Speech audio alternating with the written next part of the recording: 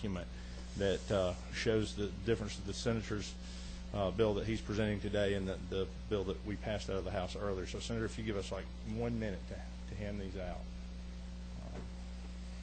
Do that.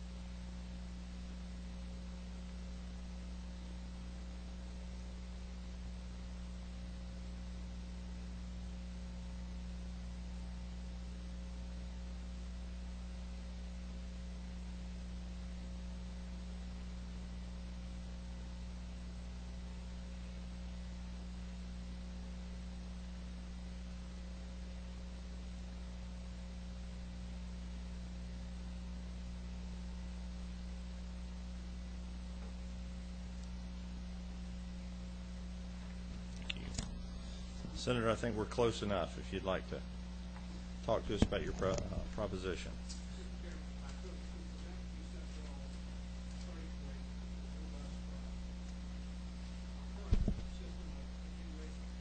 A system of zero-based budgeting.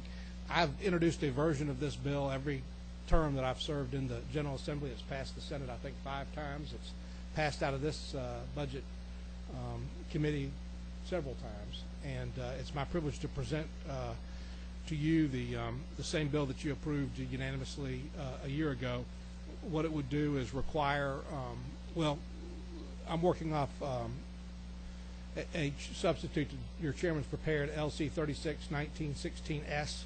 The original bill that I introduced is part 1 of that substitute on pages 1, 2, and 3, and what it would do is require approximately 1/4 of the budget to be zero-based each year, so that over a 4-year period of time, the length of a gubernatorial term, the entire budget would be zero-based.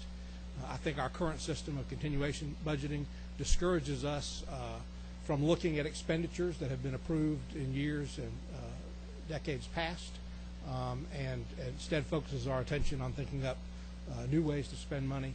I think it would be better if a good chunk of our session was spent on scrutinizing expenses that have been approved earlier. I think it's a tool that will help the General Assembly be better stewards of the taxpayers' dollars, and I would encourage your favorable consideration of it. I'll let the chairman speak to part 2 of the bill. I would not object to any amendment to the bill that would keep it moving so that we can talk through some of the differences between the House and Senate on how we ought to implement zero-based budgeting. I'll get turned on. Thank you, Senator, and to the members of the committee, we have in part 2 of the bill added the language that we had in House Bill 33 that seeks to create efficiencies by combining the House and Senate budget offices into one legislative budget office. That language is exactly the same as came forward in the House bill. The Senate bill, Senate 33, LC 36-9116S, does contain Senator Schaefer's language as opposed to that, and that's the reason I handed out to the committee members the red line of the document so that you would be able to see the specific differences, if you will, the operating impact of the ZBB proposal, notwithstanding the additions for the combination and the efficiencies that we would save by merging the budget offices. Does this committee have any questions? While I go to the committee for questions, did we have a sign up for anyone that wished to speak on Senate Bill 33? If not, I'll call I'll call on speakers.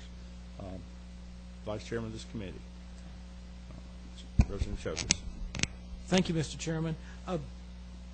The question that I have in going through this, as I was reading through the red line, is in the Senate version, Senator Schaefer, you had 4 years, and then I think in the House version it was a 6-year.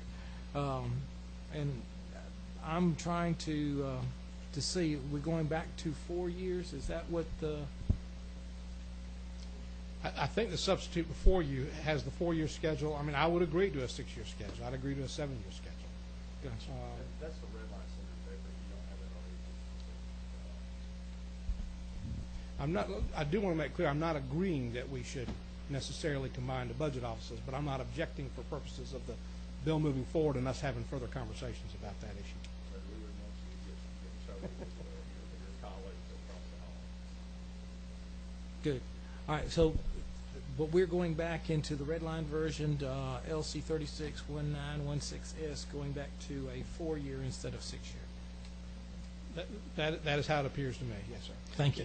And just for the record, the senator has been, just to be clear on this, the senator, I think, stated in his comments in a conversation earlier today, he is agreeable to substitute the House language into the Senate bill in total. For the first section of the bill, I understand you're not in a position to talk to the policy decision that is part 2 of the bill of merging the offices. What I did is present, in drawing up the sub, I didn't want to take the senator's language completely out. I wanted him to have the opportunity to talk to the language as he had put it together, and I wanted to show the committee the red line. So don't be confused that Senator Schaefer's being obstinate in he's dealing in good faith with us, talking about the best way to do this. There may be some language in the Senate bill that we need to keep. There may be some things in the House portion of Part 1 that maybe he just wishes the measure to move forward. Right. I appreciate the courtesy. The bill that I originally introduced back in 2002 would have actually required the entire budget to be zero-based once every 4 years in the second year of each gubernatorial term. So it's evolved over the period of time. I told your chairman I'd be happy if you wanted to substitute House Bill 33 exactly the way you passed it into this bill, just so that we could have something moving and have something that we could talk about, because I do think it's an important issue. I do think that we ought to try to address in the remaining days of this session. Committee have any further questions? Further questions? What number? It's number 7. Yes, sir. Yeah, I do, Mr. Chairman. Thank you. In this bill, I believe that the Office of Planning and Budget will determine which programs to submit. In the House version, did we still leave it at the Education Department would be the first one to be looked at? In the House bill, we talked that the Fiscal Affairs Committee would choose the committees. That I think is a difference. Instead of the Governor's Office of Planning and Budget, it would be the combined committee of the House and Senate Fiscal Affairs Committee, I believe. But DOE would be DOE first, I think was first, yeah. That's first, yeah. Further questions? Further questions? Senator, thank you very much. Thank you, Mr. We Chairman. have folks this afternoon that would like to speak to Senate Bill 33. Yes, ma'am. If you come forward, give us your name and tell us who you represent if it's other than yourself. I'm Virginia Galloway. I'm the State Director of Americans for Prosperity, Georgia.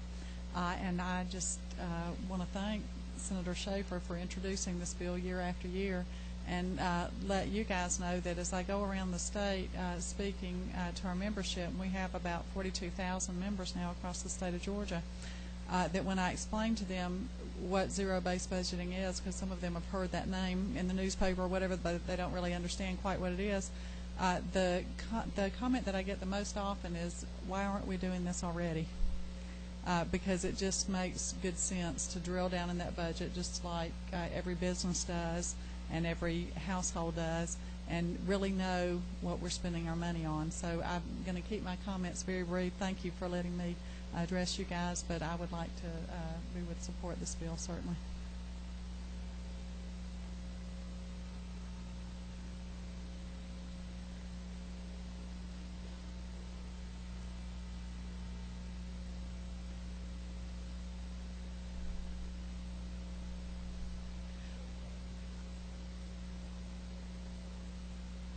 We are always for more government efficiency.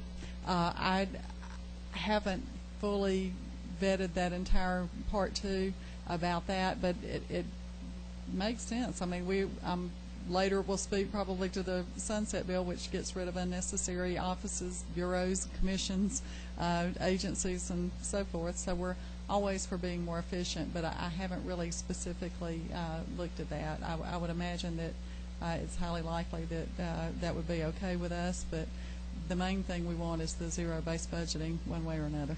I would, and if you have the opportunity, we're not going to move 33 today because we're probably going to take the senator up on his offer and create yet another substitute and try to get it moving tomorrow. But I would be interested for your feedback on part two if you would look into that, because what we intend to do, as you are aware now, there's a House budget, 1 year, and a Senate budget, and it's a different format. And it is very difficult to compare the two budgets time after time. Right. I'm not saying the House version is better than the Senate. Being a House member, I probably should say that, but I won't. But there should be one so that the members that come in that are new to the process, newly elected, Can make have sense of it. a consistent format of the budget document. So I think one budget office, the legislative budget office, would do that, especially if you're going to yet another format, ZBB. One doesn't, we think, something want to new. create two versions of what ZBB looks like. So if you happen to go through ZBB and the House is in the lead 1 year, it looks like this. If you go the next year, the Senate's in the lead, it looks like this. So I'd be interested in your feedback on that at the time you choose to share it with us. Great, thank you. Are there other speakers? We have Senate Bill 33, LC 36, 9116S. Other speakers to this proposition? We'll get back to the committee. Are there other speakers? Senator Schaefer, did you, if you're still with us, you may have had another commitment. Do you wish to add anything further? Stepped outside? Okay. We just wanted to give him the opportunity. Committee members have any comments or questions? And I will say this, we will not be moving on the item because we will work on a sub for the committee to hear tomorrow. Time is short, so we will be meeting again tomorrow. With that said, the committee members wish to have any additional questions answered or comments as we move toward preparing that substitute. Yes, sir. Thank you. We talked about the possible savings in combining the two offices. Has any thought been put into the increased cost with actually doing a full-scale analysis of, I guess, looking at the expenses, going to zero-based budgeting, what the incremental cost might be, and how they might get funded for that incremental cost?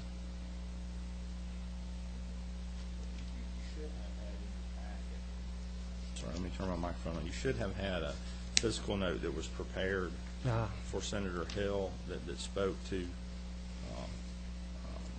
some of the estimates related to going to the ZBB process, and these are just estimates.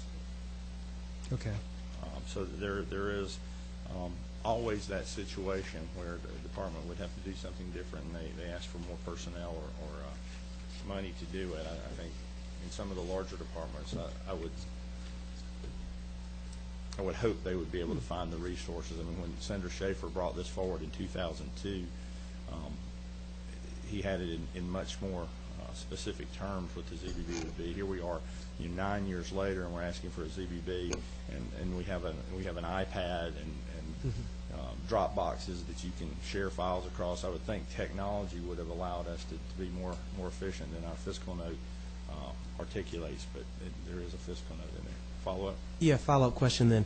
If there is a fiscal note for this bill, there was not one, though, for the House, and I'm just curious where the cost differences would come from, I guess. I guess they're on the back, right? Yes. Okay.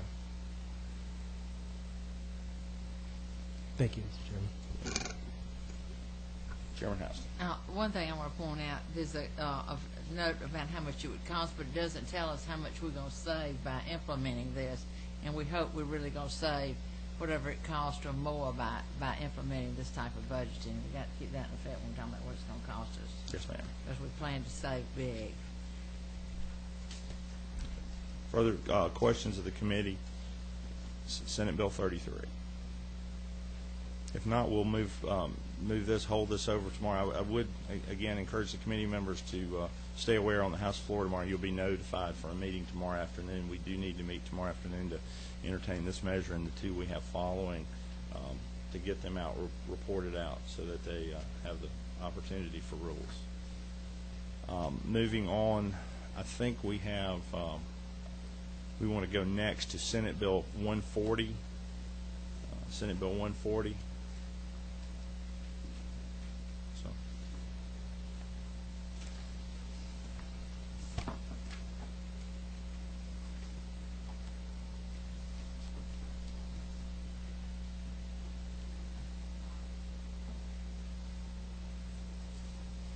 Senator Staten, are you ready?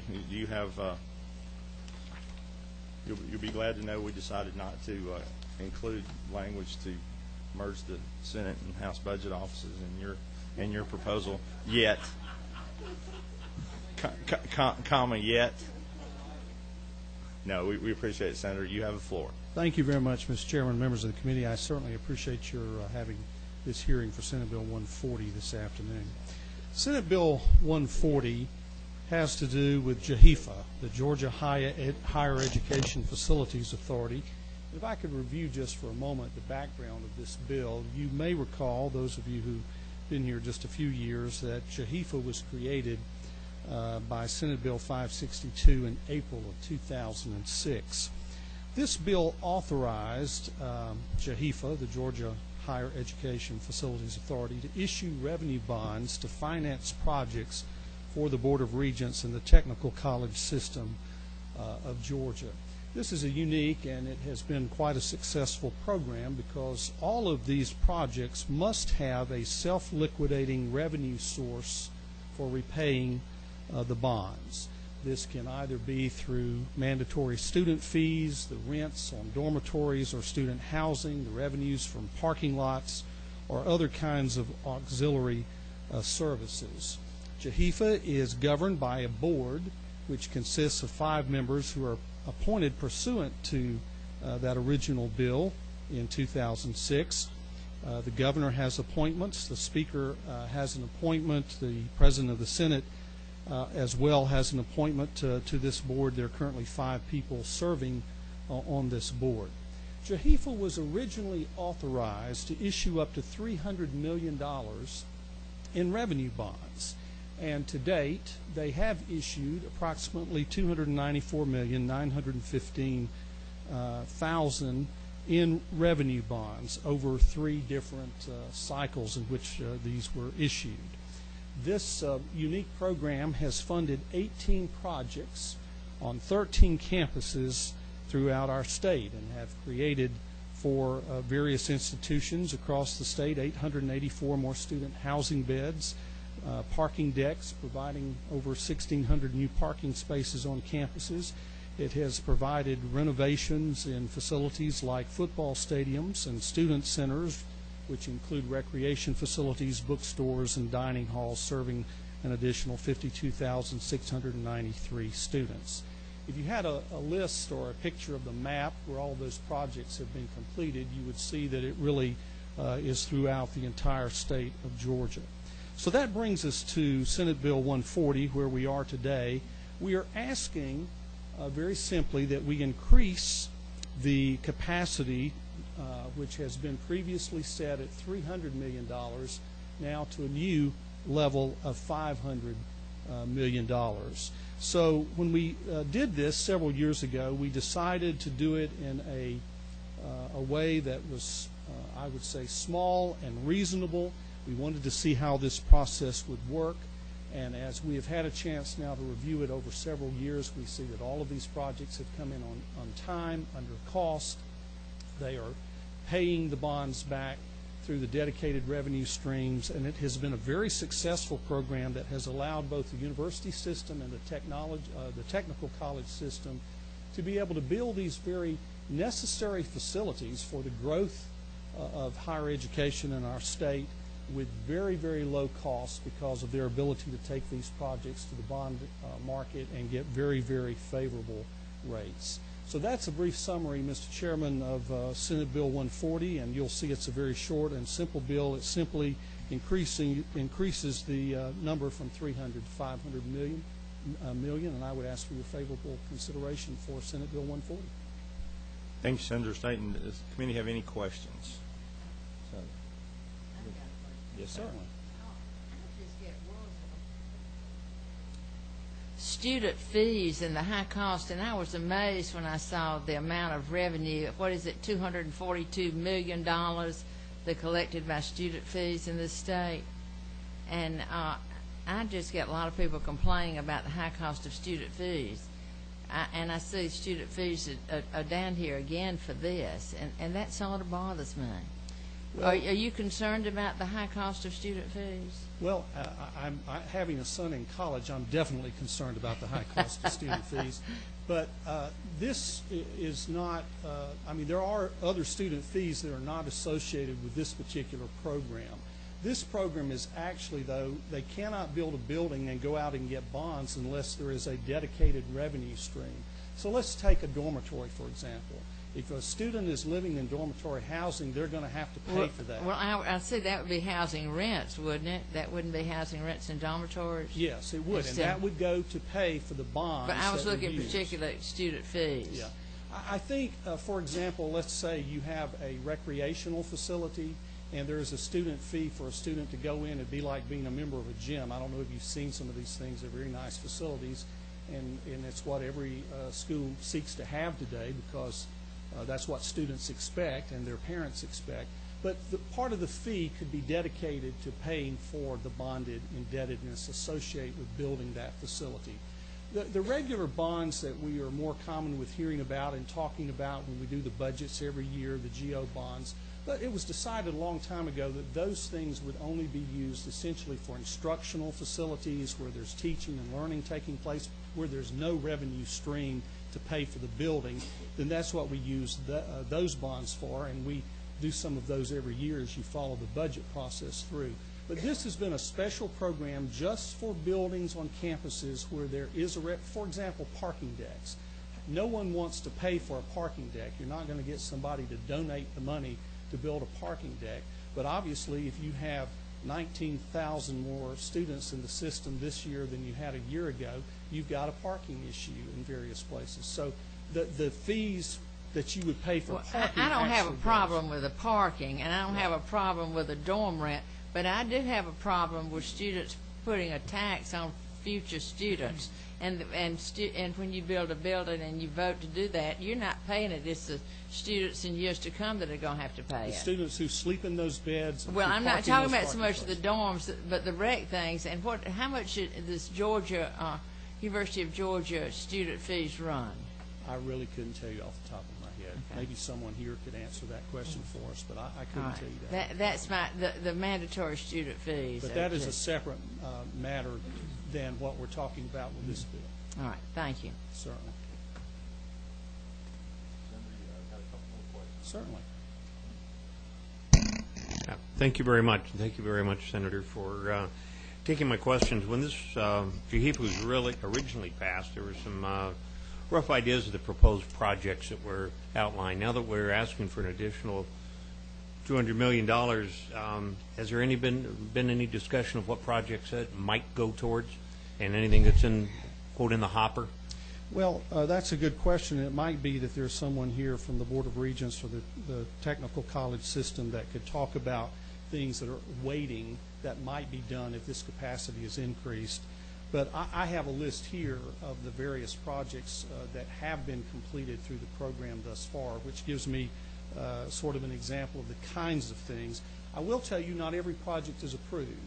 As I did the research on this, they have very strict criteria. It has to go essentially through an underwriting so that they know that the revenue streams are there to be able to pay for it over the course of a 20-year bond.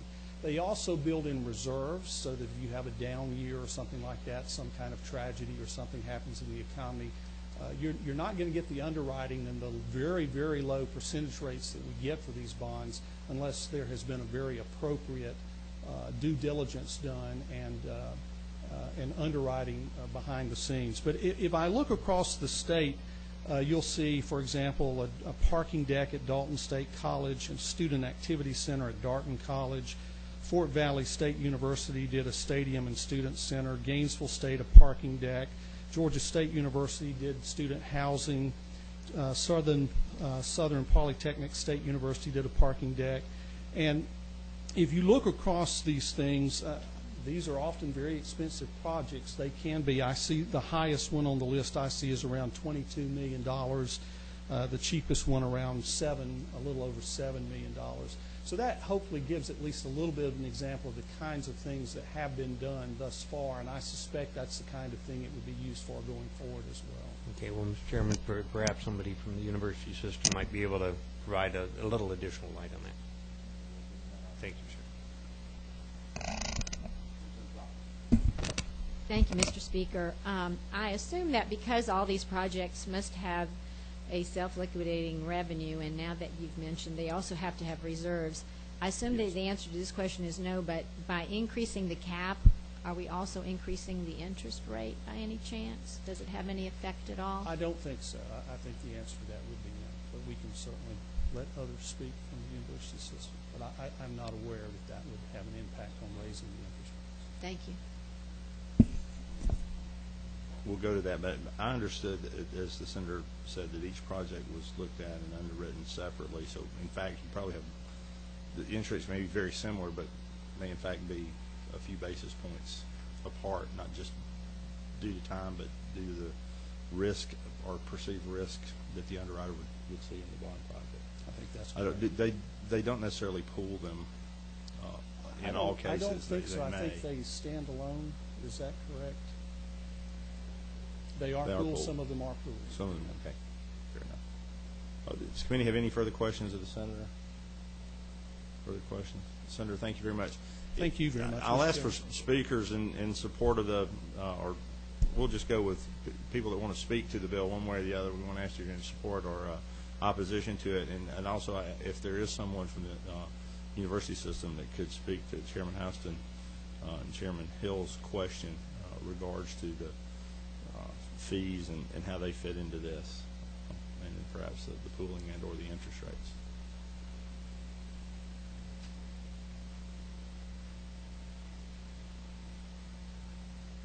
Thank you, Thank Mr. you. Chairman.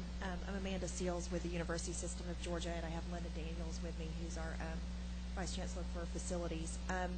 To answer Chairman Hill's question about future projects, we do have a draft, and several of the projects that are on there are mainly student housing. One is at the College of Coastal Georgia, which has gone through a mission change. It's going from a 2-year to a 4-year college, so they have a student housing proposal. Dalton State College has a student housing proposal. East Georgia College has student housing. So does Georgia State University for one of their quads. And then some others are multi-purpose buildings that would combine parking, recreational, and some conference center space. So Linda can go into more about how those are brought forward and that they're vetted to go forward. Within the university system, similar to the way that we prioritize GO bond funded projects, we invite all of the institutions based on their mission and evolving conditions to present a strategic plan. Typically it looks out 6 to 10 years. So the institutions are prioritizing over time, looking at their enrollment projections and growth. Just like for the instructional or academic buildings for which they come to the state, we ask them to present a similar outlook related to their revenue generating projects. So typically we would try to bring those forward to the board on an annual basis for the actual specific window that year, but it's based on a much longer term outlook where the campus master plan is assessed, enrollment growth is looked at.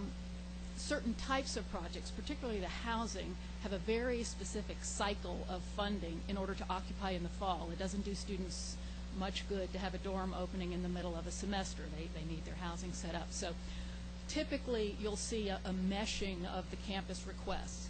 Larger projects can stand alone as a public-private venture project going through the individual institution foundations. So sometimes the projects that sort of fall into the JHEFA pool are for the smaller institutions or the institutions whose foundations would prefer not to be involved in the real estate development component. So fortunately, at least over the first 3 years, it's not like somebody wanted to be a JHEFA project and they couldn't, but either based on their schedule or the interest of their foundation, they either went through the public-private venture program or got into the JHEFA pool. Sometimes because the annual JHEFA, approximately $100 million that we're targeting, maybe the cycle is off cycle for one campus who's not quite as far along with their housing. They might go the PPP route. So we try to work with the campuses and find the right balance and the right mix.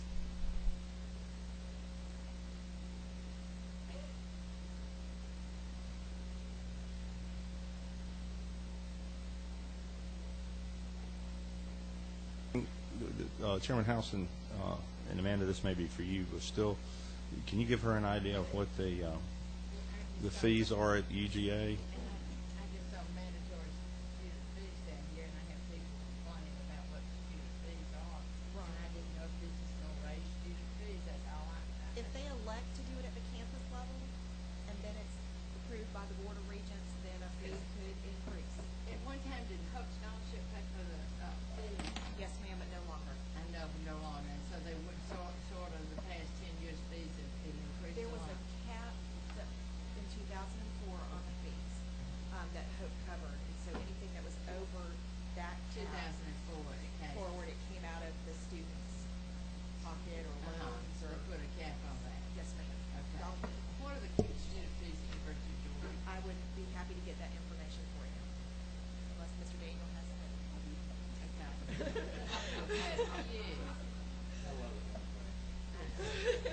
But now, he said this didn't have anything to do with the mandatory student fees, that did not, did it?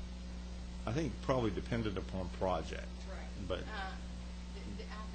thought he said it didn't have, okay, maybe I misunderstood. we'll get him back, to send her back up. I think depended on project. If it were a Right. dorm, it wouldn't Just go what to are the fees. student fees, I hear people complain about at University of Georgia. $833. The athletic fee is $53. The activity fee is $75. The green fee is $3. The recreation facility fee is $80. The transportation is $103. The health fee is $191. The technology fee is $114. And then the fee imposed by the Board of Regents during the most recent budget cuts, $200. What's that fee for? That was to offset some of the budget reductions when we started this 3 years ago in agreement with our funding partners, you and the governor's office, when we had to make cutbacks in the state's budget and we wanted to maintain the quality level. We worked with you and the other members of the General Assembly and the governor's office to shift some of the costs being previously provided by the taxpayers to the students. You work with the House of Representatives about putting a fee on the students, a student fee? Well, I should say Under the- what bill was that? There was no bill. It was the leadership. It was an understanding that we had during that period of time. It wasn't a vote. It was a briefing and an understanding of what we were going to do, needed to do. But those are the fees at UGA. Mr. Daniel, out of respect for you and your position, we're not going to get in a long debate on that today. But that's the sore subject that Okay. a number of people had, because other departments, when their budget is cut, things get reduced, and I know it's trying to be very sensitive to this, but it's in the eye of the beholder of what one describes as waste and not. But I think what upsets people is basically, and what has hurt the Hope Scholarship over the years, is you have people in Georgia are hurting, people have taken salary cuts, people are making less money, but we've still got as many administrative folks in the university system as we had in places years ago, and that's a discussion for a different day. But Sure. I'll just say, for 1/180th of the General Assembly, nobody included me in the we that decided we were going to pass along those costs to the student. The Board of Regents, on their own motion, decided they'd call it a fee instead of a tuition hike so that they could keep their percentages of tuition down. And I think Chairman Houston, for one, is correct. You call it a fee, you call it an activity fee, you call it a transportation fee. It comes out of the kid's pocket, and we'll probably get to that in the off session. But I stand corrected Well, on I mean, that. The fee, the fee at the University of Georgia is the information I gave and you. that is per year, not per semester. No, those are per semester. I know, I pay them. Yes, sir. I know. I just wanted. So it's $1,600 a year in fees for Correct. for the university students. Okay. Thank you. Yes, sir. I mean, and Tom, you often get the brunt of some of this, and you do a great job for the university system. But And I you do think- too, sir. Well, the University of Georgia You do too. I mean, you all are very proud of the University of Georgia. The University of Georgia still has one of the lowest tuition and fees in the SREB region, and that's thanks to you. It's not every state that has 2 public universities ranked in the top 20 in the U.S. News and World Report. This isn't done by ourselves. We do it in partnership with you and your wise investment, and we're very grateful. Yes, sir. $1,600 a year. Sure. Thank you. I had two, Chairman Hill. Thank you very much, Mr. Chairman. The bonds that have been issued, what is the term of those bonds in general? 30? Those are 30-year bonds, sir. Those are 30-year bonds. And the reason I ask is as we go forward, if we increase this to the amount requested, then after a period of time we'll sell those bonds. And then I presume for future projects we're going to continue raising the ceiling. I mean, we've got a 30-year window till the other ones are paid off and we start, unless they're sold, but paid off until we start anew. So I guess I'm trying to look in the far distant future and see where our overall ceiling might be. Do we have any long-term forecasting? I'm talking going out 5-10 years from now as to where this might be desired to be. I think that we are very comfortable with the approximately $100 million a year annually. We understand and appreciate this body's, the legislature's interest in seeing how this program goes and understanding the savings that we can generate when we allow particularly our smaller schools to pool projects and take advantage of the ability to do that and minimize overhead costs in general. So we're very appreciative of an additional 2 years at approximately $100 million, and we would hope that we could come back and make the case to you that this is a good investment to the state, that it is impacting retention and graduation rates for our students by providing the ancillary projects that are a complement to the state GO bond funded projects. So I think just like with GO bond funded projects, the need is not going to necessarily go away, Surely. but we don't see it escalating dramatically, but just consistently addressing needs as we look forward. Okay, thank you very much, Mr. Chairman. Thank you, Mr. Chairman. Linda, in looking at this and going from 300 to 500 million, raising the cap, you might want to share with us what the student population is today, what it was 10 years ago, and what the student population is projected to be, and that may assist us in understanding the how we as higher education has been growing. I should have done a little bit more of that homework, but I'm going to defer to somebody who understands the enrollment growth. I know we're growing dramatically and if not exponentially each year, and we're up to about 310,000 students now, and we project that we will grow to about 400,000 students over the next 8 to 10 years. Thank you. Mr. Daniel, in terms, just for my edification, is that a student of any kind? That's not using K-12Es, the full-time equivalent student, right? I mean, or is that an FTE? Those numbers are head count. Okay, that's head count, not FTEs. Okay. Because we're getting a lot of that enrollment growth is alternative students that are going back to school, taking a class or a master's class and so forth. It's not necessarily full-time students. Number 2. Yes, sir. Representative, report. Thank you, Mr. Chairman. This is Tom actually answered the question that I had regarding the total amount of all of those fees. I too have a senior this year in high school, so those fees are really they're not coming out of the student's pocket, they're coming out of my pocket, so it's important that we know. But my question, all schools make a determination of how much they charge for fees, and some of those fees that Tom read off, not all schools in the university system as all those fees. Could you kind of help me out there?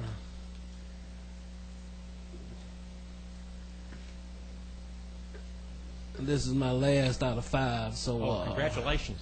I'm through, hopefully. We share your pride. I'm Tom Daniel. I work for the university system. The Board of Regents has to approve the fees. They can be requested by the institutions, and there's a process that they have to go through. The board requires them to involve students in the decision making, but the president of each institution submits a request to the Board of Regents, and they have to be approved by the Board of Regents before they go into effect. For each individual For school? each individual institution, all 35, yes, sir. Okay. But that 1,600 was my main, and that dealt basically with the University of Georgia. That was the University of Georgia specifically. Right, okay, in Athens. Thank you. The chair is very familiar with that fee. That's times 2, actually. Yes, sir.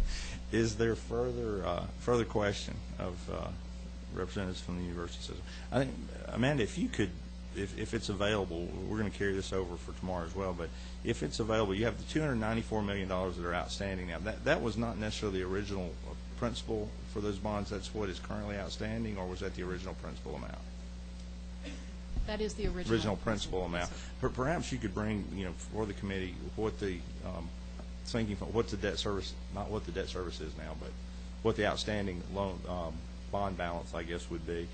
Perhaps also how those relate to the projects, and then speak to. I heard Chairman Housen's reservation about GFA funding projects that we're going to add fees, and maybe if you could bifurcate those into the ones that are the dorms that are paid for on a, if you need it. If you didn't have it, you'd have to be renting an apartment or an off-campus housing, as opposed to nice to haves.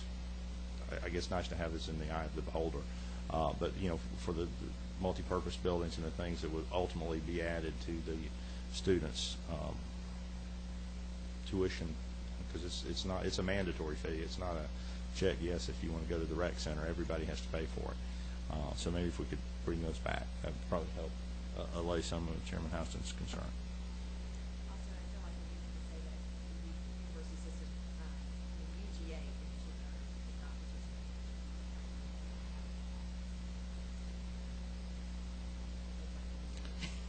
Okay. But we'll get you that. Very good. Any other questions for the university system? One more. Chairman Hill, you had a question?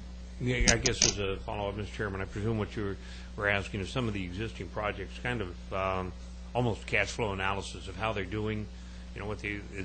If I'm interpreting what the chairman asked, is to look at some of the projects, see what their original funding was, see what funds have been allocated, where they're coming from, how they're paying, et cetera. Well, yes, sir. I'm clear. I mean, it's clear in my mind that they're cash flowing just fine. There is for everybody in the audience that has any concern, there is a large Chinese wall between these monies and the Georgia taxpayer. I mean, it is clear in this authority's statutory creation that they cannot obligate directly or indirectly, and there's some significant language I can actually have before the committee tomorrow, that they cannot obligate the taxpayer. Should one of those projects not cash flow, it's really the bond underwriter's problem. They have no recourse against the university that sits on, nor the Georgia taxpayer. So cash flow, that's fine, but really where the projects are, how many of them are paid for with fees that some folks have to pay whether they use it or not, versus the dorms that I think down in Savannah it's probably been 6 or 8 years ago, they were just building some new housing when Chairman McBee took the higher ed committee down there. So that's been at least 2003, 2004. Those have probably been around a while. Maybe show how those are performing. So, Chairman Houston. The reason I said that about the fees, with us, with the HUP scholarship going away, we're just flooded with people, who really are having a hard time, and the economy's bad, and the fees are a big thing now. And I wasn't picking on the university. I just No, I just wanted to make sure that we did understand that particular institution is someone. But when I looked at the handout y'all gave, the first thing you said was mandatory student fees, and I just wanted to make sure that that we're not hitting the taxpayers for more money, and that's what you, when you raise the fees, you really hit the taxpayers for more money. Thank you. Mr. Chairman, I just would like to offer, if from a cash flow perspective and the additional backup information, the Georgia State Financing and Investment Commission, the financing side, the director of the financing side, has recently had a major briefing on all three of the JHEFA years of programs, and would be happy to make her available as an objective third party to let you know that this is absolutely cash flowing. This is a good news story for the state and for the students who are paying lower fees because of the additional cost savings associated with the JHEFA program for our smaller schools that take advantage of this. I think it's a good program. I think the senator brings a reasonable proposition in order to expand it. I think just to make the committee comfortable that, you know, again, maybe even the expansion, the projects that are coming forward are those dorm type projects that are, you know, as needed and to fulfill student growth, enrollment growth. I think I just give the committee a good fund. And I talked with you, Ms. Hills, about also making sure that all of our other authorities that had bonding capacity, this piece of legislation, if they didn't have the Chinese wall that needed to be between the taxpayers, that we use this piece of legislation to create that and keep the Georgia taxpayers safe. So we appreciate it. If there, in order to move along, if there are no further questions, we'll again have this tomorrow. Is there anyone else in the public that wishes to speak to this item? Senate Bill 140, LC 285552. Any other speakers on this item? Okay, we'll have that up for, hopefully we can have that up for action tomorrow at our meeting. The next item we have is Senate Bill 223. Senate Bill 223.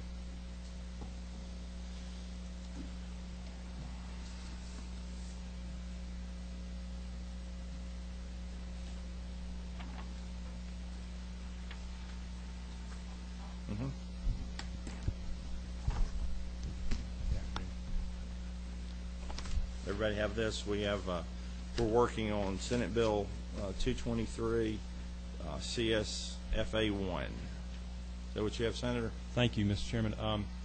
Actually, I may need to get a copy of that one. I picked up my wrong copy.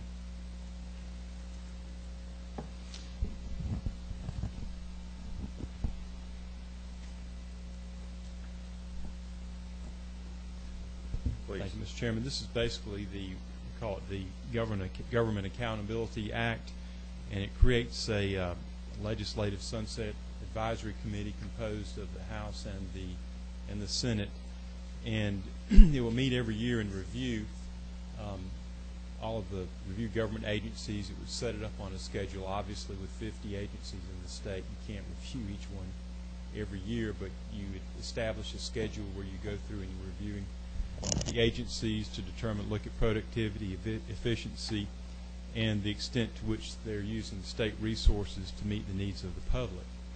And if the committee would make recommendations for abolishing or consolidating programs, agencies that aren't meeting the criteria that are established, and then it would take a joint resolution from both from the General Assembly to abolish those committees. There's provision for making sure that any functions which are necessary are either performed by other committees, or there's provision for other agencies, provisions for those to go forward.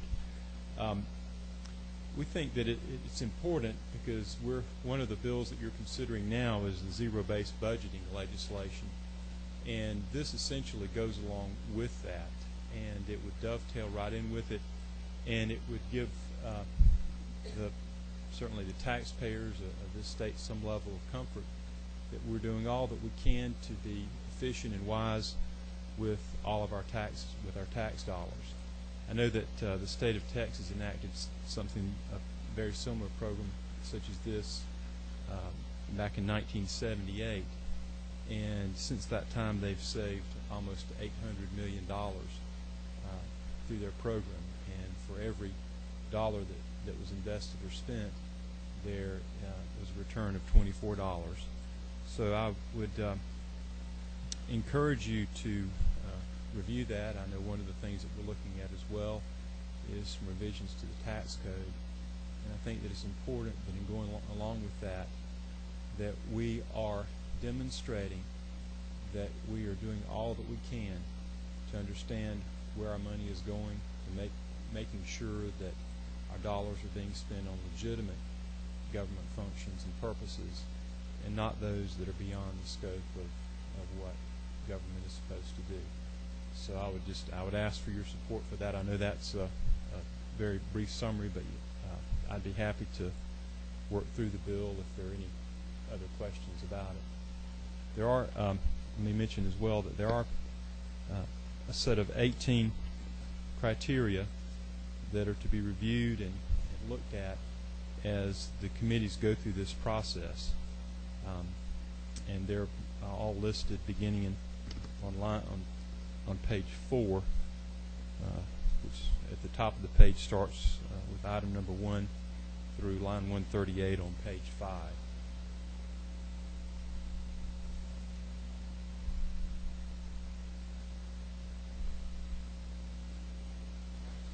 Senator, I would like, if you can, to step through sections of the bill, because I mean, sure. When we hear the government accountability, I think everybody's for it. And I'll give you a little front end leading question. The first time we've met, by the way, welcome aboard over in the Senate. First, does this speak to abolishing the Senate if they don't pass the House bills? No, I say that in absolute jest. We're actually the vice versa as well. Absolutely. No, in all seriousness, I think everybody supports the government accountability. But just let me ask you a leading question as you step through the bill. Sure. For one, address in 50-4-22, it talks about this committee looking at all the state agencies. Committee shall be responsible for scheduling the routine hearings to set up and select these groups. It says they're not going to do groups that aren't funded by the Appropriations Act.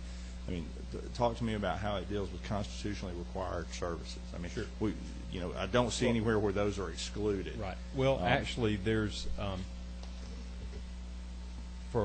there is a section in here that deals with those, and I need to go to it. But if there's a constitutionally mandated program, you just can't abolish it. I mean, it would take an amendment to the Constitution.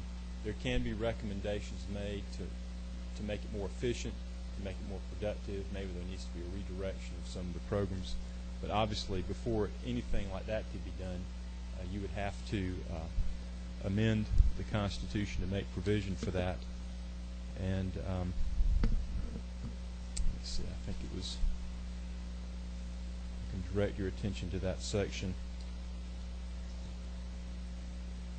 I think that's line 72.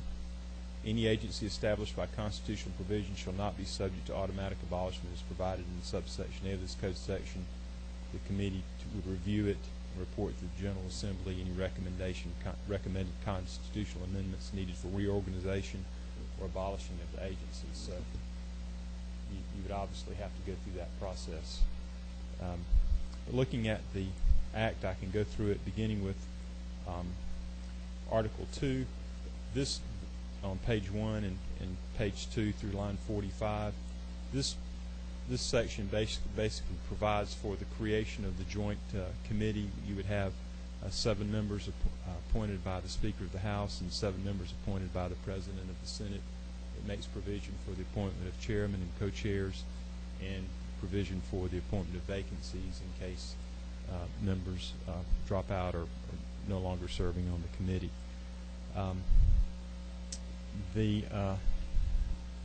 Looking at beginning in line 47 is through. Yes, sir. If I can, looking at and I'm not trying to throw up roadblocks, but as we're stepping through, if I see some lights, sure. I won't, so we don't have to come Absolutely. back through. One of the things that caused me pause, and I hope you'll agree with me on this, on 38 and 39, it says the House and the Senate may each employ staff to work as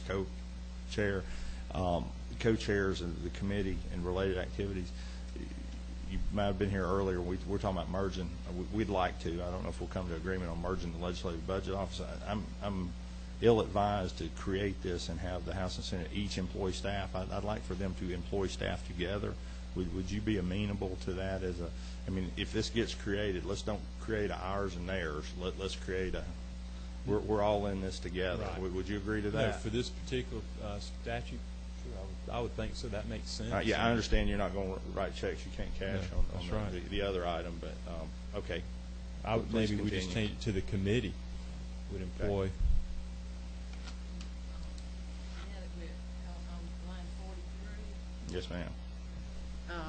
the end of the line about public discussion, having it in 3 business days, being chairman of a subcommittee for appropriations, what will you do to them if they don't get it in 3 business days?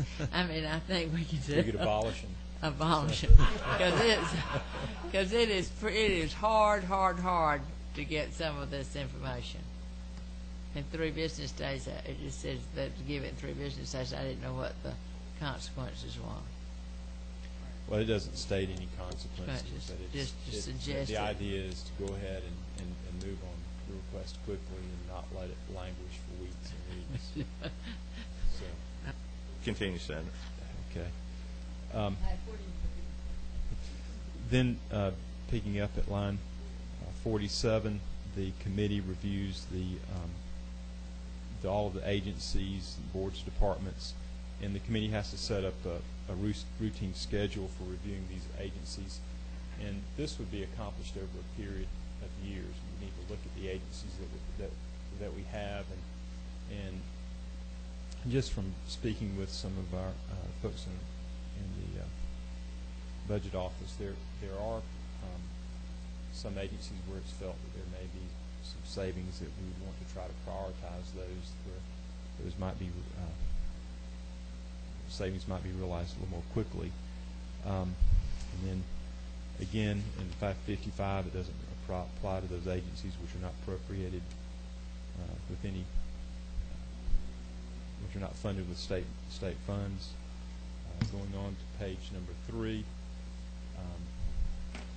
the committee makes recommendations that the agency is to be abolished. And if you look at the top of the page in line 60, it says no agency will be abolished unless or until the General Assembly finds by adoption of a joint resolution that the state laws that the agency is responsible for implementing or enforcing have been repealed, revised, or reassigned to another remaining agency, and that adequate provision has been made for the transfer for the abolishing agency to a successor agency of all the duties, property, debts, and other obligations that the agency has. So again, the committee can't abolish anything, but it would take the action on the part of the General Assembly. Then in 68, if the General Assembly does not take action to continue, Senator, I took you down the road of more. You don't have to be that detailed. Okay, I mean, I'm I sorry. appreciate. No, I appreciate that Well, you doing that for the committee member. Okay. You And can then, okay, I'll hit us somewhere in the middle of that, because I'll try to do I that. appreciate you doing, answering that. Sure. Yes, sir. Skipping down, well, the rest just provides for how you would go about, and it deals with the constitutional provisions as well. Then in line 88, 6 months after prior to the date when the agency is scheduled to be reviewed, they're to provide this committee with certain information. And these are the 18 items that I mentioned earlier when I was discussing the bill. And it just lists things that the agency is to provide, and these are specific and general areas which should be reviewed and considered in determining what exactly needs to be done with that agency. Then skipping over to page 5, then 6 months after receiving this report, the committee is to complete its review of the agency, and just so that you know, the committee would have the authority to hold hearings, to bring in outside testimony, to review the program, to consider what needs to be done, and then the committee will make its report to the President and Speaker of the House, and also craft appropriate legislation consistent with those recommendations to be presented to the House and the Senate for action. and they're looking at on page 5, beginning with line 153. It has a list of 12 criteria that the committee is to review in making its recommendations to the General Assembly and in crafting the proposed legislation. So I hope that was just the right amount of summary that you were looking for. Let me go, if I can. Chairman Hill had his button. We'll come right back to you. Thank you very much, Mr. Chairman. And Senator, thank you for bringing this. We certainly need some reform in this area, and I've been a supporter of this for several years now. I know in the past, if I can go back to line 42, yes, sir, that there has been some concern on the people on the second floor with the word shall there. Have you had an opportunity to vet that at all? Because shell certainly has different implications, particularly when you're talking the separation of powers. And if we're working on this, I want to make sure that we can work on something that might actually, go forward and actually pass the signature test, if you will. Yes, sir. And so I was wondering if you have a feeling for that at least. You may be concerned with agencies operating in the executive branch. That's correct, sir. No, sir, I have not had feedback on that. But they are government agencies, and I think that everything that's spending taxpayer money should be subject to review and to accountability. Oh, I'm certainly not disagreeing. Like I said, I've been a big supporter of this, and last year we had some similar legislation, and that was in fact the stumbling block. And I was hopeful that maybe we can get around that somehow this year. But I would this go forward? I would think that the executive branch would realize that obviously this committee is going to craft legislation that would enact the recommendations or take some sort of action on the recommendations. And if it's passed, that would go, for the executive branch, it would go to the governor for his signature. So ultimately, that agency does have a veto power if it felt that some action went too far in cutting into some of those programs. Okay, thank you very much, because that was one of my concerns as we went forward. Yes, sir. Thank you very much, Mr. Chairman. Mr. Chairman, I think it's a good bill, but didn't we pass something like this a couple of years ago? Last year. Yes. And Representative Byrd, is it right. bill? Is this very? This is very similar. Very similar. And so we're wanting to go with it again. So. And the governor vetoed it. Right, but we have a new governor. That word is well, Mr. Chairman, if we could do a committee substitute, I'd be passed. I agree with you about having the two different staffs. We don't really need to get in that kind of stuff again. Right, I agree with you, and that's a good point. Just to tell the opinion, we're going to be in the same posture. We're going to meet on all three of these measures tomorrow to perfect them before we move forward. Yes, sir. A question. You had mentioned that Texas had saved a significant amount of money. What was that dollar amount again? It was $783 million. Okay. And then the estimated cost for Georgia is about what? What's the fiscal note on that? I had my fiscal note on there, and let me see if I can find it again.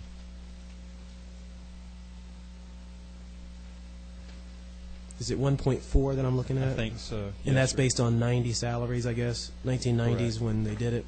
And then also, how does this play in with the zero-based budgeting? Because I used to do auditing, and what I picture is that they go through, a department could go through an analysis one year for zero-based budgeting and then come back the next year and have to do this review, or would it be done in tandem? Well, well, the zero-based budgeting would be applied to every agency every year. This would not apply to every agency every year. We would set up a schedule, and maybe you can only review 4 or 5 agencies, or maybe one, depending on which agency you're reviewing. And so, and it may, I think in Texas they do it every 10 years for every agency. So once every 8 or 10 years or so, it would put an agency through this double hurdle. But then again, part of the information that you'll be using for this is going to be is going to be coming from your budgeting process, so they really would work very well together. And this essentially just takes it the next step and gives a little bit of a deeper review and a consideration of the necessity of the program. Is it doing what we're meant to do? Is it a proper function? Okay. So. Question? Yeah, so it's possible, though, that we may, since there are two different committees that are going to be looking at this, that we could have, say, DOE in year 2 looking at zero-based budgeting, but the year before that, we're actually having them do this review before they have that budget process done. That's a possibility. If they went through this, they're going to be ready for zero-based budgeting the next year. If they're not abolished. If they're not abolished. Okay, gotcha. Gotcha. Thank you. Committee have any further questions of the senator? Further questions? Thank you, Senator. Thank you. Stand with us for just a second, see if there are speakers on the proposition, and we'll get right back to you. Are there speakers in favor and opposition to this measure, Senate Bill 223? Please, if you just tell us who you are and who you represent.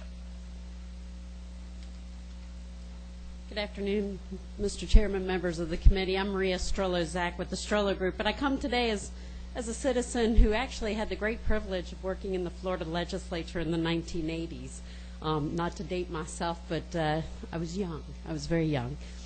What I wanted to let you know is that opportunity to work in the Florida legislature was amazing, and we did some really unique things. And when I got here to Georgia, I kind of scratched my head and said, what do you mean we don't have a committee room with chairmen and attorneys and a line full of cabinets, and in those cabinets you could walk up and the first set of cabinets had your bills.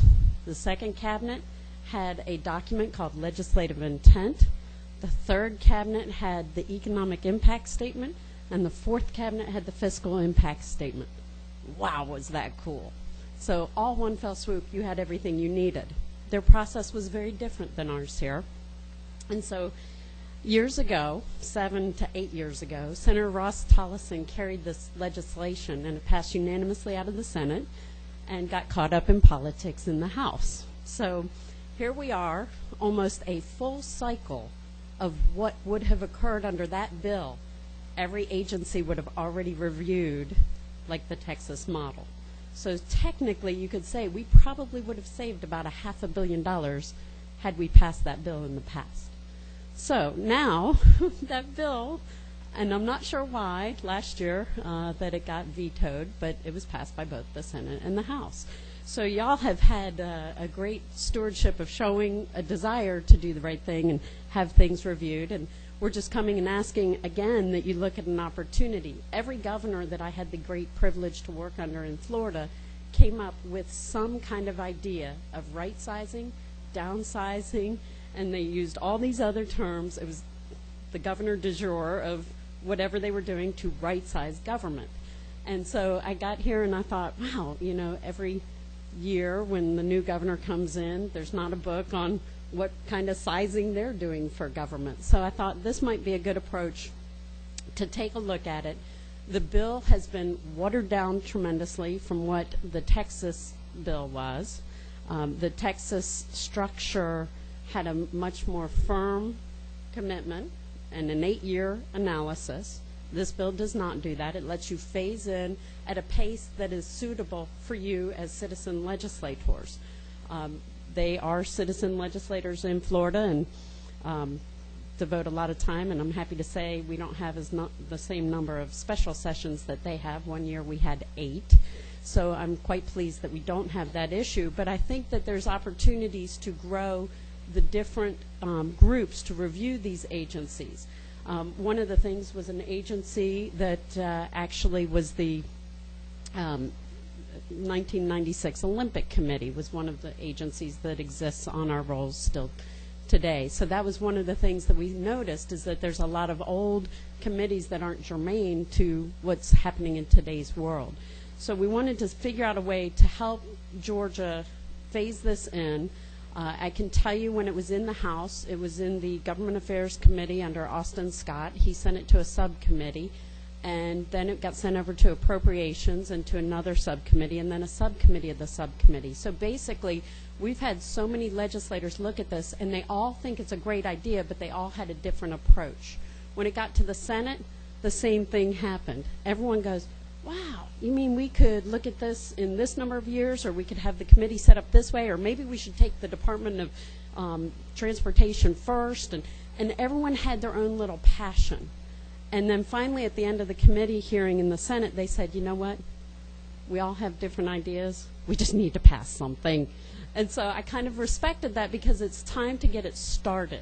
And this slow phase-in approach doesn't mandate who goes when, doesn't mandate the 8-year period, and doesn't mandate the full staff setup that fiscal note actually addressed. So I would say that it's a much slower phase-in process, and you know, I hope that y'all will look favorably on it. And I like the suggestion of the chairman and Representative Houston, Chairman Houston, on making the committee substitute to try to get them to work together. I think in one of the subjects that came up in the Senate committee was, you know, being able to pull in the ex officios, and the way they envision it is, and I think it was Senator Fran Millar said, you mean since I'm higher ed, I could come in and work on the higher ed piece? And they said, absolutely.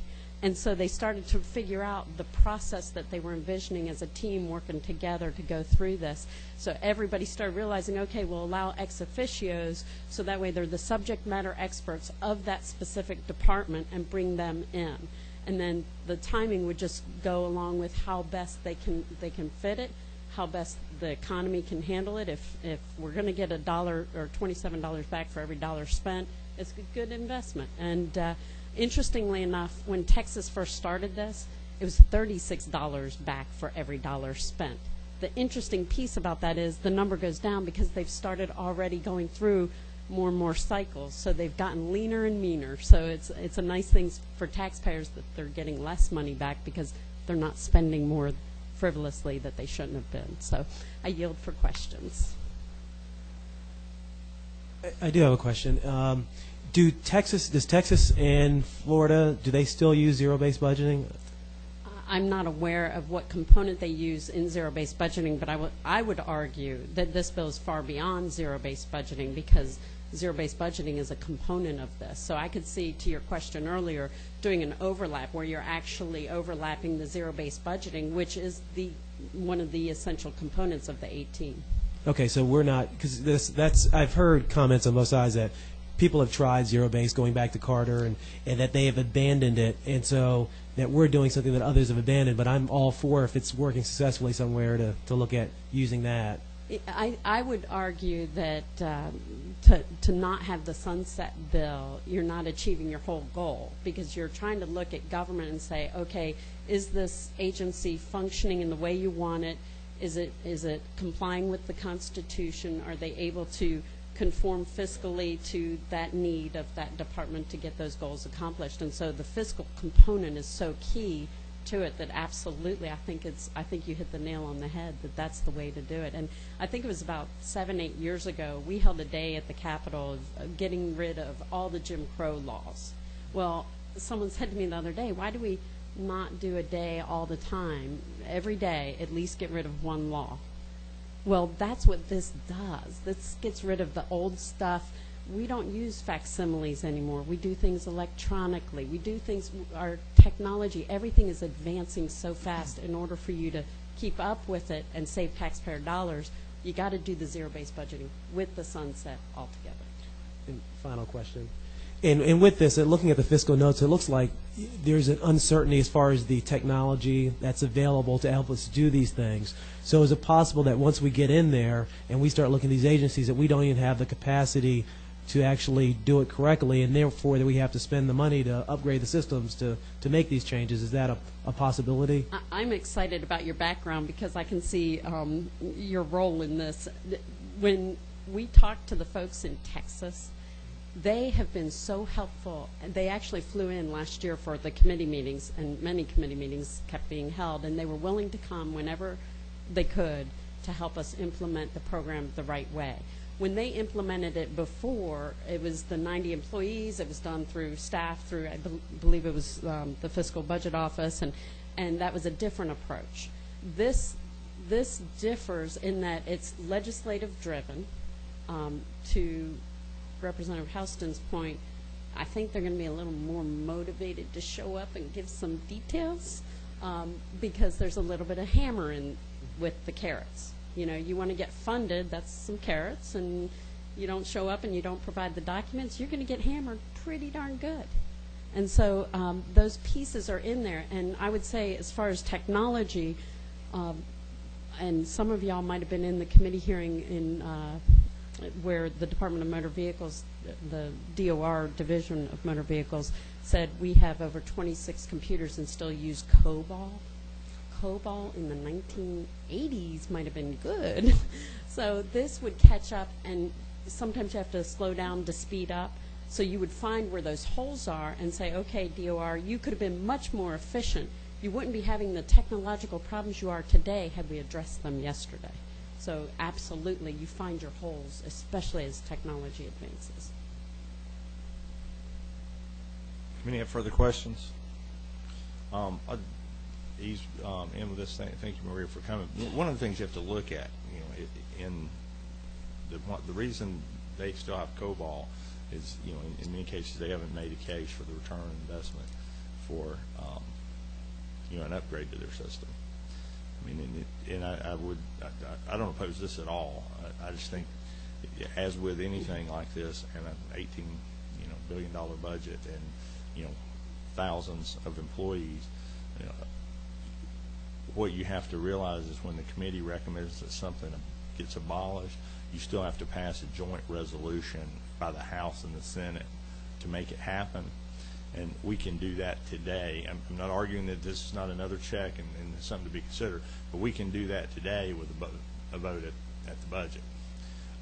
So I mean, it still takes the political will, because unless you identify something that the state doesn't need to be in the business of, constitutionally or statutorily, if you don't do that, so it's something you have to do by statute or constitution, you have to find another place to put it, and then you're just shifting the shell game around, much like we're trying not to do any further with the governor's initiative on what I used to call the criminal justice continuum, to do that study committee. So I agree with you, but I think when it's easy to look at the one thing, and the COBOL guys, they're probably still on those computers with COBOL because they asked for money to create a new database and a new IT infrastructure, and we told them that we didn't have any. We were building bridges and universities. So. Actually, I would beg to differ with you, and let me give you this statistic. Over the past year, we have been in committee hearings. I don't know if Jeff McCord is still in here, but he could give you some statistics on the amount of money that they generated with that motor vehicle data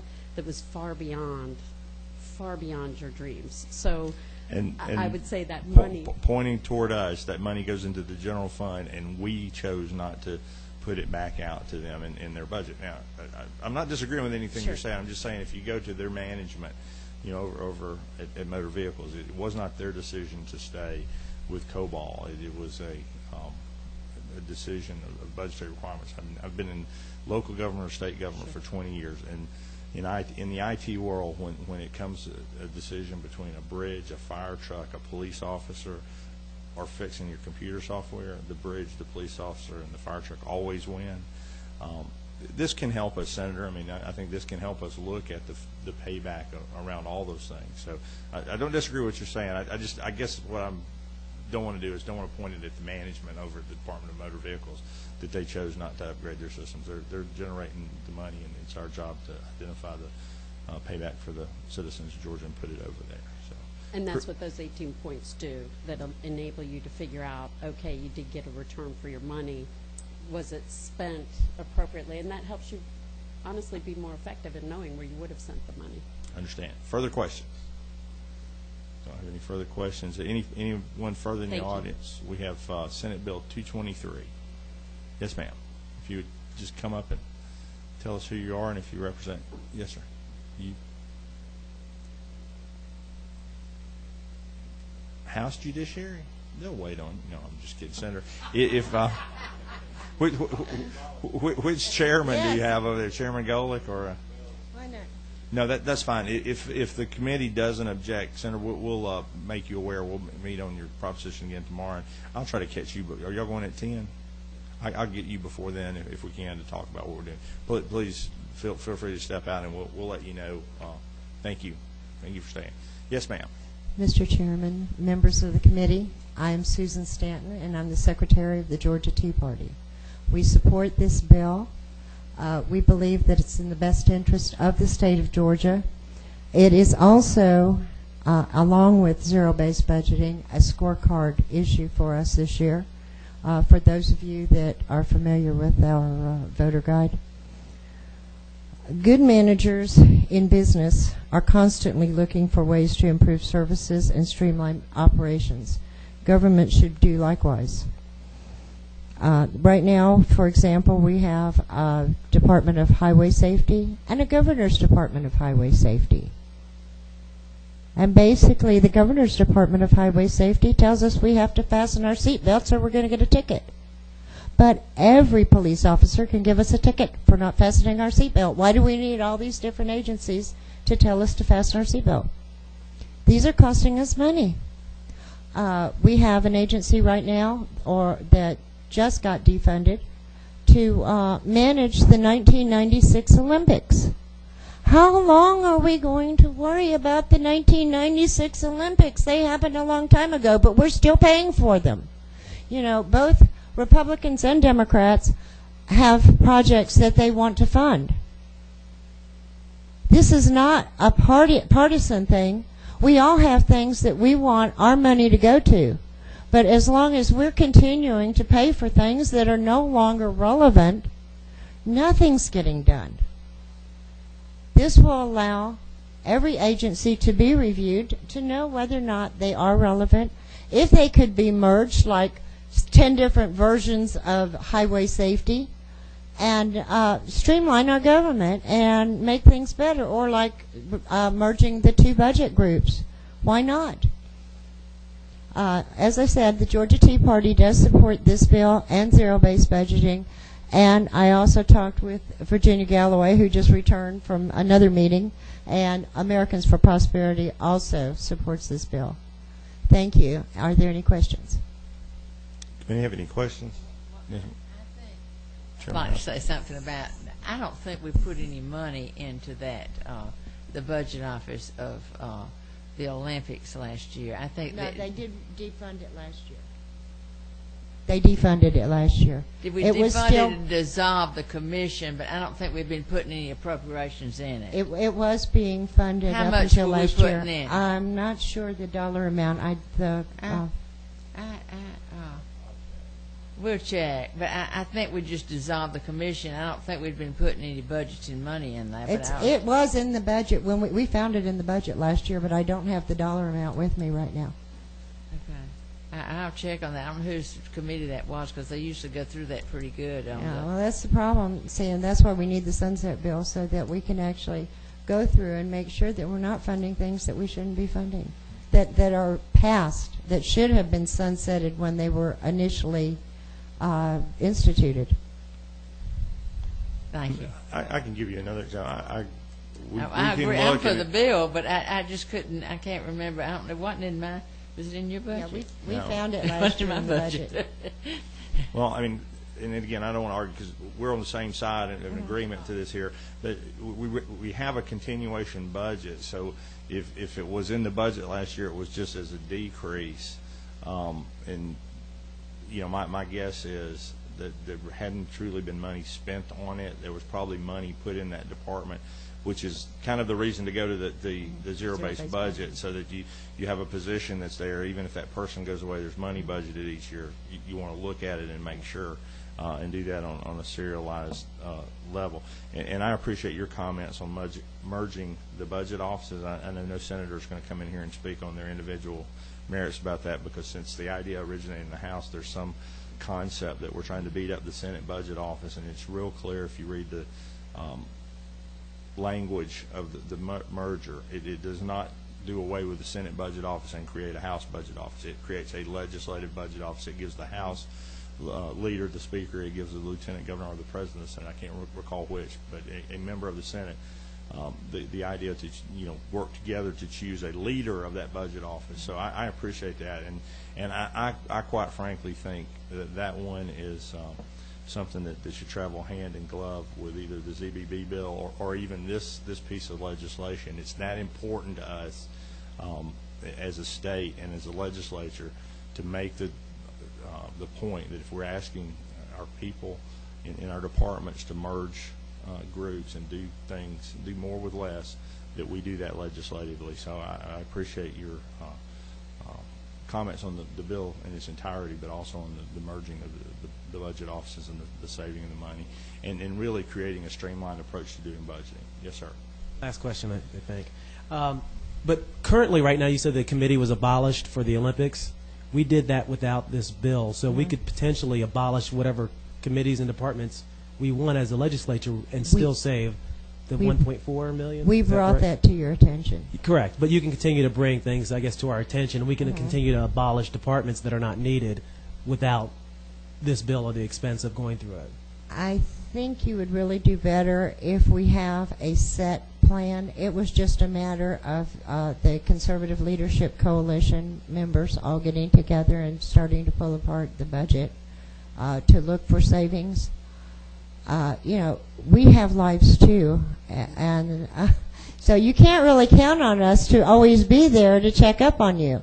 And there needs to really be some kind of system within the system to check up on yourselves. Because we're volunteers, and we're not always available. Further questions? Thank you very much. Thank you. Thank you. Any further speakers? We have SB 223. Yes, ma'am.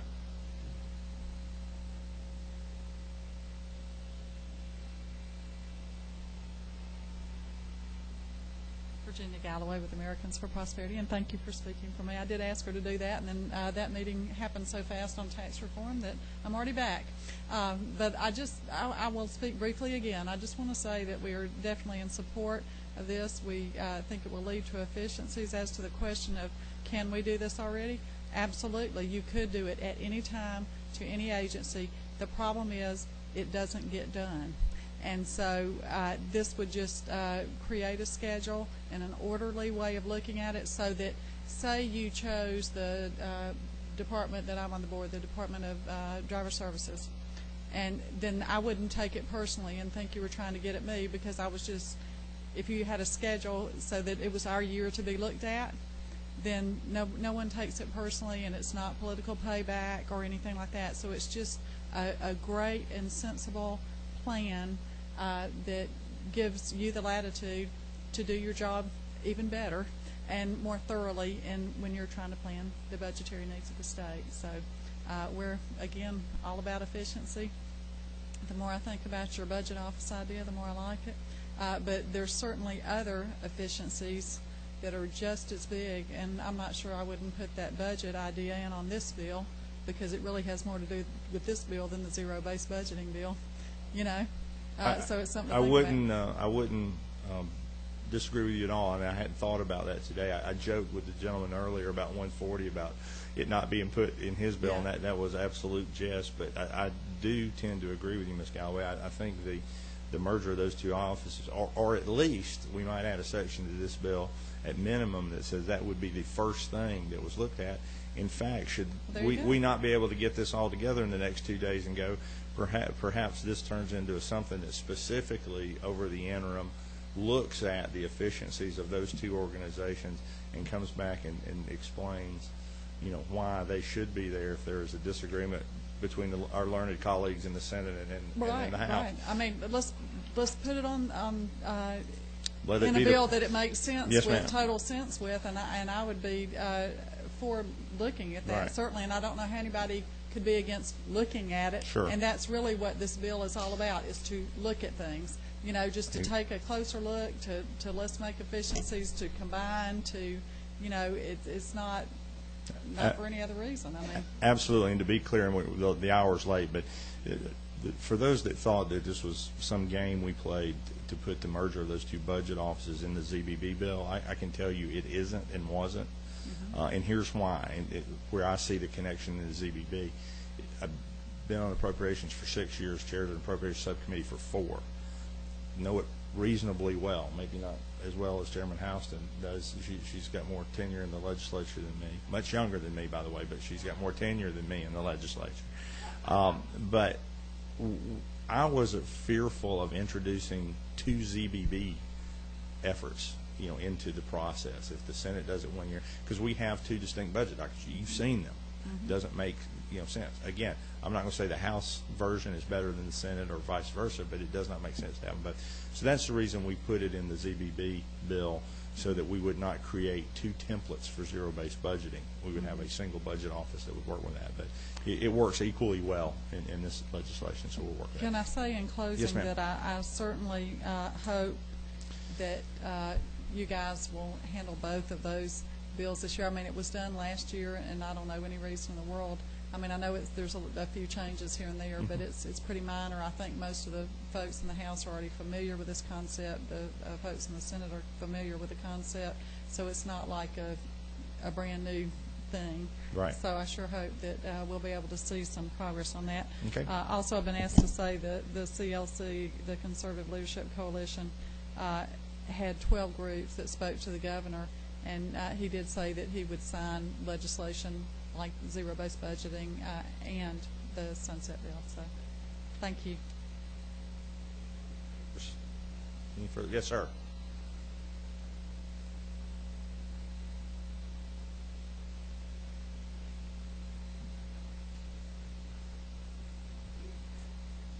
Mr. Speaker, committee members, I'm Dr. Bill Hudson, and I'm here speaking both as a citizen and for the Georgia Tea Party. I'm on the board of directors, Georgia Tea Party. Both of these bills, as we all know, were passed last year, and then they were vetoed. And the present governor said before, when he was campaigning, that if they were overridden or went through an override, he would sign them that way. Well, it was chosen not to do that for various reasons. And I think that probably both the bills have been improved upon slightly over last year. So I would recommend and hope that you guys would move forward and get this done, because these 2 bills, zero-based budgeting and sunset bill, need to happen and be put in place prior to any tax reform proposal, so that you know how much money you need, instead of just having a tax increase on the citizens of this state and haphazardly come up with a new tax system for the state.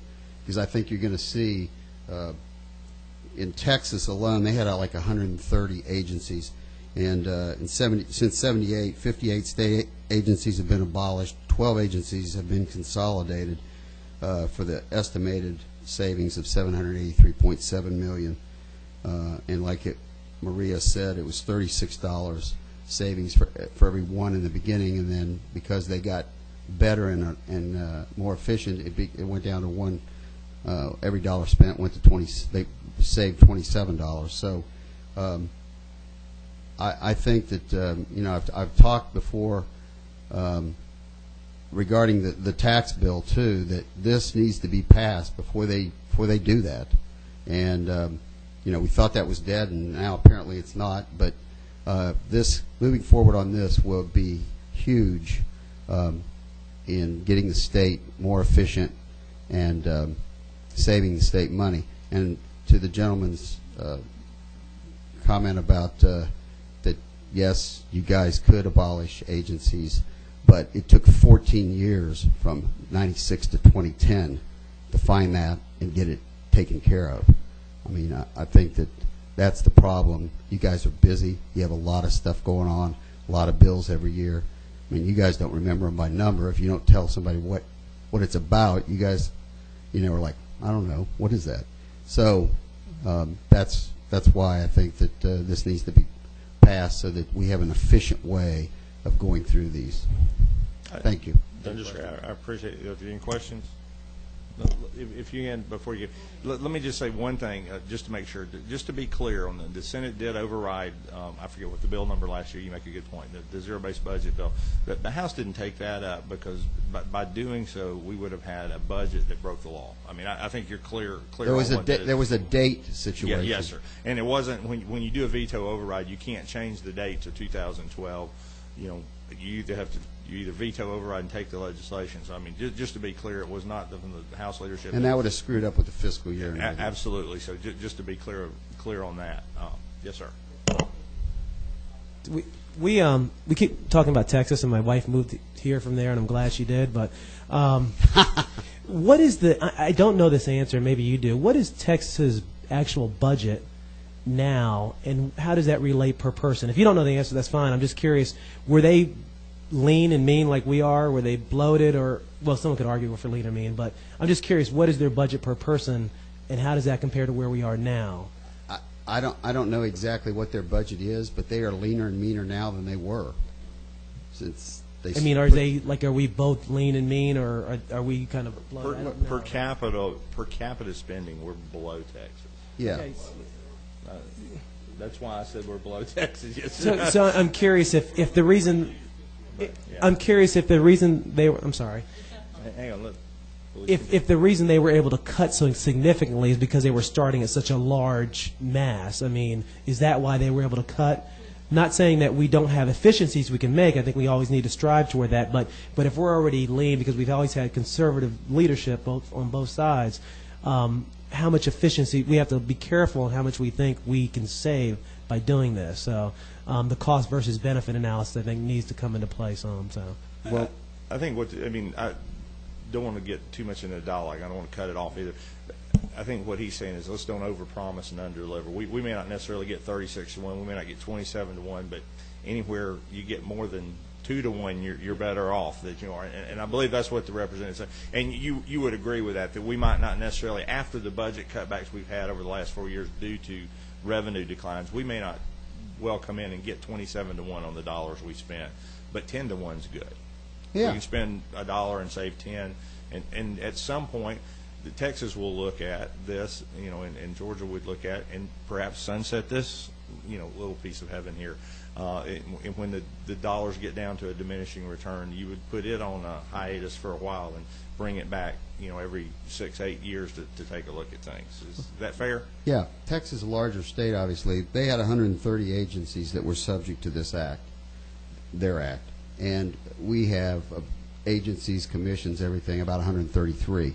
So agency-wise, we were close to when we start this. Fair enough. They do also a biennial budget that's dwarfs ours. Yeah. And I can't remember exactly what theirs is, but they do a budget biennial, which is actually something. I think we're the largest state east of the Mississippi. They're west. Yeah. Any further questions? Thank you very much. Any further speakers on this Senate Bill 223? Further speakers? If not, I appreciate everyone's attention. We had a discussion hearing today on Senate Bill 33, Senate Bill 140, and Senate Bill 223.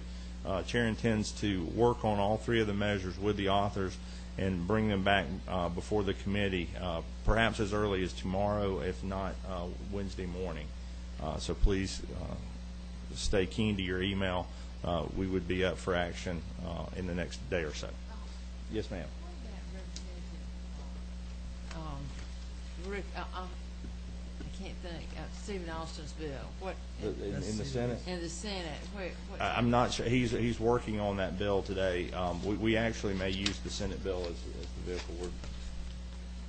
They may take the House language in the Senate bill for discussion. Okay. Any further business before the committee this afternoon?